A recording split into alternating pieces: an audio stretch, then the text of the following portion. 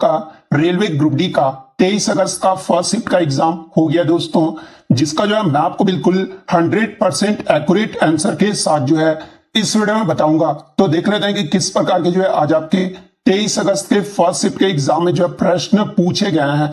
उससे पहले एक बात और दोस्तों कि जिन्होंने भी अगर चैनल को सब्सक्राइब नहीं किया है तो रेलवे ग्रुप डी से रिलेटेड पल पल की अपडेट के लिए जो है चैनल को सब्सक्राइब जरूर कर दीजिएगा और बगल में ही आपको एक बेल आइकन यानी घंटे का निशान भी दिख रहा होगा, तो आप उसे भी जो है जरूर प्रेस कर दीजिएगा। तो चलिए वीडियो को स्टार्ट करते हैं। तो आज का जो आपका पहला क्वेश्चन आया था कि इनमें से कौन सी भाषा को जो है शास्त्रीय भाषा यानी क्लासिकल लैंग्वेज में जो है वो शामिल नहीं किया गया है। जहां पे ऑप्शन में आपका तमिल भाषा, सेकंड में आपका उड़िया भाषा, थर्ड में आपका संस्कृत और फोर्थ में आपका बंगाली भाषा दिया हुआ था। तो देखिए मैं आपको बता दूं कि वर्तमान में 6 भारतीय भाषाओं को जो है शास्त्रीय भाषा का दर्जा प्रदान किया गया है, जिसमें तमिल भाषा को जो है 2004 में ऐड किया गया था। यानी सबसे पहले जो शास्त्रीय भाषा का दर्जा जो है ये तमिल भाषा को दिया गया था। और कब दिया गया था? तो 2004 में दिया गया था। सेकंड आपका संस्कृत भाषा को दिया गया था जो कि 2005 में ऐड किया गया था। थर्ड आपका कन्नड़ भाषा को जो कि 2008 में ऐड किया गया था। फोर्थ आपका तेलुगु भाषा को जिसे 2008 में जो है ऐड किया गया था। फिफ्थ आपका मलयालम भाषा को जिसे 2013 में ऐड किया गया था।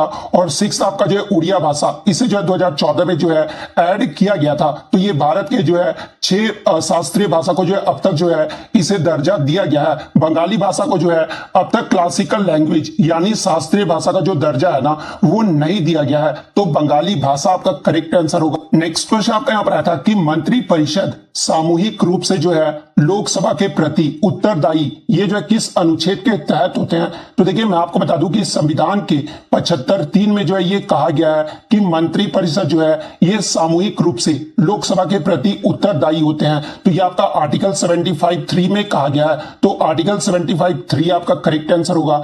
नेक्स्ट क्वेश्चन आपका यहाँ पर आया था कि निम्नलिखित में से कौन सी नदी जो है यमुना नदी की सहायक नदी नहीं है? यानी कौन सी नदी जो है यमुना नदी की ट्रिब्यूटरी रिवर नहीं है? तो देखिए मैं आपको बता दूं कि यमुना नदी की जो मुख्य सहायक नदियां है ना, एक तो आपका सीन हो गया, हिंडन, छोटी सिंध, यहाँ पे सिंध कर लीजिएगा, बेतवा, केन और चंबल, ये सब जो नदियां है ना ये आपका जो है ये यमुना नदी की मुख्य सहायक नदियां है। और आपके ऑप्शन में जो एक चिनाब नदी दिया हुआ था, तो देखिए ये जो आपका चिनाब नदी है ना ये सिंधु नदी की जो है सहायक नदी है। तो चिनाब आपका यहाँ पे करेक्ट आंसर होगा। नेक्स्ट क्वेश्चन आपका यहाँ पर आता कि फरवरी 2022 में कौन अंतरराष्ट्रीय यानी इंटरनेशनल में 1001 दिवसीय यानी ओडीआई मैच खेलने वाला जो है दुनिया का पहला क्रिकेट टीम बन गया है? तो देखिए मैं आपको बता दूं कि फरवरी 2022 में भारतीय क्रिकेट टीम जो है 1000 ओडीआई मैच खेलने वाला दुनिया का पहला क्रिकेट टीम बना है। तो भारतीय क्रिकेट टीम आपका करेक्ट आंसर होगा। बात कर ले आगे के शिफ्ट में, अगर आपसे पूछा जाए कि भारत ने अपना 100वां जो वनडे मुकाबला है ना ये किस टीम के खिलाफ खेला था, तो ये वेस्ट इंडीज टीम के खिलाफ खेला था।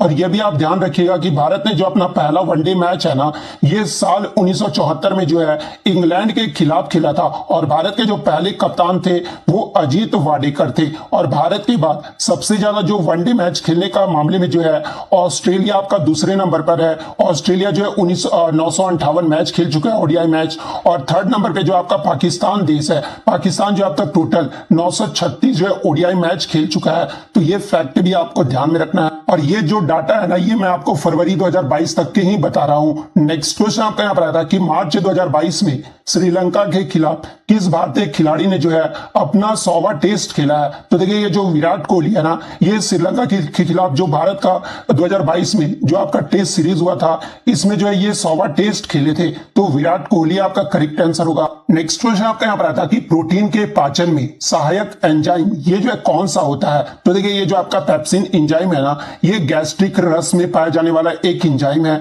जो कि प्रोटीन को पचाता है। तो पेप्सिन एंजाइम आपका करेक्ट आंसर होगा। नेक्स्ट क्वेश्चन आपका यहाँ पर आता कि मिशनरीज ऑफ चैरिटी की स्थापना ये जो है मदर टेरेसा ने किस वर्ष की थी? तो देखिए मिशनरीज ऑफ चैरिटी की जो स्थापना है ना ये मदर टेरेसा के द्वारा किया गया था और ये वर्ष 1950 में कलकत्ता में किया गया था। तो 1950 आपका करेक्ट आंसर होगा। नेक्स्ट क्वेश्चन आपका यहाँ पर आता कि on what principle does an electric dynamo work? यानी जो आपका विद्युत डायनेमो होता है ना ये किस सिद्धांत पर कार्य करता है? तो देखिए ये जो आपका विद्युत डायनेमो या फिर जो आपका जनरेटर होता है ये आपका जो इलेक्ट्रोमैग्नेटिक इंडक्शन पर जो है कार्य करता है, यानी विद्युत चुंबकीय प्रेरण पर जो है ये कार्य करता है। तो विद्युत चुंबकीय प्रेरण आपका करेक्ट आंसर होगा। नेक्स्ट क्वेश्चन आपका यहाँ पर आता है कि इनमें से सबसे बड़ी खाद्य सामग्री की योजना जो है ये कौन सी है। जहां पे ऑप्शन में आपका मनरेगा, पीएम गरीब कल्याण योजना और अंत्योदय अन्न योजना दिया हुआ था। तो देखिए ये जो आपका अंत्योदय अन्न योजना है ना, ये खाद्य सामग्री की सबसे बड़ी योजना है। तो अंत्योदय अन्न योजना आपका करेक्ट आंसर होगा।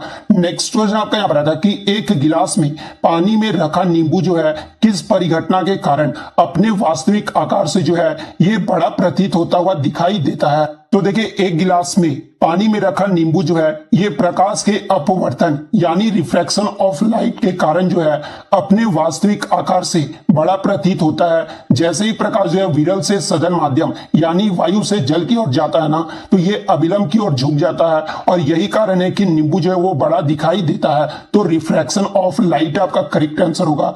नेक्स्ट क्वेश्चन आपका यहाँ बता कि CnH2n ये जो किस हाइड्रोकार्बन का जो है सामान्य सूत्र है। तो देखिए ये जो आपका CnH2n है ना, ये एल्कीन का जो है सामान्य सूत्र है। तो एल्कीन आपका यहाँ पे करेक्ट आंसर होगा। आगे के शिफ्ट में अगर आपसे पूछा जाए कि CnH2n+1 ये जो है किसका सामान्य सूत्र है, तो ये आपका एल्काइल समूह का जो है सामान्य सूत्र है। CnH2n+2 के बारे में अगर पूछा जाए तो ये आपका एल्केन समूह का जो है सामान्य सूत्र है। CnH2n-2 के बारे में पूछा जाए तो ये आपका एल्काइन समूह का जो है सामान्य सूत्र है। तो ये फैक्ट भी आपको ध्यान में रखना है। नेक्स्ट क्वेश्चन आपका यहाँ पर आता है कि कांच के निर्माण में किसका उपयोग किया जाता है। जहां पे ऑप्शन में आपका ब्लीचिंग पाउडर, धावन सोडा, बेकिंग सोडा और कास्टिक सोडा दिया हुआ था। तो देखिए मैं आपको बता दूं कि साधारण कांच के निर्माण में प्रयुक्त किए जाने वाले जो प्रमुख पदार्थ होते हैं ना, एक तो आपका सिलिका होता है, सेकंड आपका सोडियम कार्बोनेट और तथा चूना पत्थर होता है जिसका फॉर्मूला CaCO3 होता है। तो आपके ऑप्शन में जो है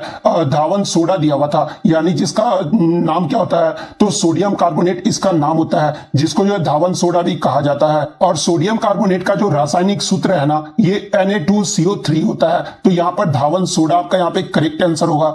नेक्स्ट क्वेश्चन आपका यहाँ पर आया था कि निशा गांधी नृत्य उत्सव ये जो है किस राज्य में मनाया जाता है। तो देखिए ये जो आपका निशा गांधी नृत्य उत्सव है ना, ये केरल राज्य में मनाया जाता है। नेक्स्ट आपका यहाँ पर आया था कि NK सिंह जो वर्तमान में फाइनेंस कमीशन के जो है अध्यक्ष हैं, यानी वित्त आयोग के अध्यक्ष हैं, वो किस नंबर के जो है अध्यक्ष हैं। तो देखिए मैं आपको बता दूं कि वर्तमान में जो वित्त आयोग के अध्यक्ष है ना, वो NK सिंह है जो कि 15वें वित्त आयोग के अध्यक्ष हैं। तो 15वां आपका यहाँ पे करेक्ट आंसर होगा। बात कर ले इनका कार्यकाल कब से कब तक है, तो 2020 से लेकर जो है 2025 तक इनका कार्यकाल रहने वाला है। तो ये भी आपको ध्यान में रखना है। नेक्स्ट क्वेश्चन आपका यहाँ रहा था कि आधुनिक आवर्त सारणी के बारे में निम्नलिखित में से कौन सा कथन जो आपका सही दिया हुआ है। और आज जो आपके साइंस में स्टेटमेंट बेस्ड क्वेश्चन जो है वो बहुत ज्यादा दिए गए थे। पहला ऑप्शन में था कि आवर्त सारणी में जो है 7 आवर्त यानी 7 पीरियड होता है। सेकंड ऑप्शन में आपका दिया हुआ था कि आवर्त सारणी में जो है 18 ग्रुप होते हैं। और थर्ड ऑप्शन में दिया था कि बोथ 1 और 2 जो ऑप्शन है ना वो सही दिया हुआ है। तो देखिए मैं आपको बता दूं कि आधुनिक आवर्त सारणी में जो है आपके 7 पीरियड यानी 7 आवर्त होते हैं और जो है 18 ग्रुप होते हैं। तो ऑप्शन 3 आपका यहाँ पे करेक्ट आंसर होगा। नेक्स्ट क्वेश्चन आपका यहाँ पर आया था कि 4 ओम का 2 प्रतिरोध यानी रेजिस्टेंस जो है वो समानांतर यानी पैरेलल में लगा हुआ है और 5 वोल्ट की जो है वोल्टेज दिया हुआ था। तो करंट जो है वो पूछा गया था कि कितना पास होगा। तो देखिए 4 ओम का 2 प्रतिरोध समानांतर यानी पैरेलल में लगा है, तो हमारा इक्विवेलेंट रेजिस्टेंस जो है वो क्या होगा, तो 1/इक्विवेलेंट हमारा क्या आएगा, तो 1/4 प्लस 1/4। इसको जब आप सॉल्व करोगे ना तो 2 ओम जो है वो आपका इफेक्टिव रेजिस्टेंस निकल कर आएगा। उसके बाद जो आपको इस ये जो आपका V=IR जो फॉर्मूला होता है ना, इस पे पुट करके जो है आपको वैल्यू निकाल लेना था। यानी ओम नियम का जो सूत्र है V=IR, तो इसमें जो आपका V दिया हुआ है और R जो आप अभी निकाले हैं तो I जो आप इजिली निकाल लेंगे। तो I इक्वल क्या होगा, तो V/R होगा। V हमारा कितना दिया हुआ है, तो 5 वोल्ट दिया हुआ है और R जो हमारा निकल के कितना है, तो 2 ओम आया है। तो इसको जब आप सॉल्व करोगे तो 2.5 एम्पीयर जो आपका यहाँ पे करेक्ट आंसर होगा। नेक्स्ट क्वेश्चन आपका यहाँ पर आता है कि सिंधु नदी से ब्रह्मपुत्र नदी की 2500 किलोमीटर की क्षेत्र जो है ये किस में आता है, तो ये जो आपका हिमालय पर्वत में आता है। तो हिमालय पर्वत आपका करेक्ट आंसर होगा। नेक्स्ट क्वेश्चन आपका यहाँ पर आता है कि गंगा नदी के पानी में प्रचुर मात्रा में जो है क्लोरोफॉर्म बैक्टीरिया का मुख्य कारण क्या है। तो जहां पे ऑप्शन में आपका मृतकों की राख को जो है नदी में विसर्जित करना, ये एक कारण बताया गया था। सेकंड ऑप्शन में जो आपका नदी के किनारे कपड़े धोना, ये दूसरा कारण बताया गया था। औद्योगिक कचरे को नदी के पानी में छोड़ना, ये जो है तीसरा कारण बताया गया था। जली हुई लाशों को जो है नदी के पानी में फेंकना, ये जो है आपका चौथा कारण बताया गया था। तो देखिए, गंगा नदी में प्रचुर मात्रा में कॉलीफॉर्म बैक्टीरिया की उपस्थिति का जो मुख्य कारण है ना, वो जली हुई लाशों को जो है नदी में पानी में फेंकना, ये जो है मुख्य कारण है। तो ऑप्शन डी आपका यहाँ पे करेक्ट आंसर होगा। नेक्स्ट क्वेश्चन आपका यहाँ रहा था कि राजकोषीय नीति का नियमन ये जो है कौन करता है, यानी जो आपके फिजिकल जो आपके पॉलिसी होते हैं ना, उसको जो है रेगुलेट कौन करता है। तो देखिए, फिजिकल पॉलिसी को जो रेगुलेट है ना, ये केंद्र सरकार या फिर आपके जो है गवर्नमेंट ऑफ इंडिया जो है इसे रेगुलेट करता है। तो ऑप्शन में आपका गवर्नमेंट ऑफ इंडिया दिया हुआ था, तो गवर्नमेंट ऑफ इंडिया आपका करेक्ट आंसर होगा। बात कर ले मॉनेटरी पॉलिसी यानी मौद्रिक नीति को जो है ये कौन रेगुलेट करता है, तो ये रिजर्व बैंक ऑफ इंडिया जो है रेगुलेट करता है। तो ये भी आपको ध्यान में रखना है। नेक्स्ट क्वेश्चन आपका यहाँ पर था कि भारत में 20वीं सूत्री कार्यक्रम जो है ये किस पंचवर्षीय योजना में शुरू किया गया था। तो देखिए, भारत में 20वीं सूत्री कार्यक्रम जो है ये आपका 5वीं पंचवर्षीय योजना में जो है शुरू किया गया था, यानी 1975 में जो है शुरू किया गया था।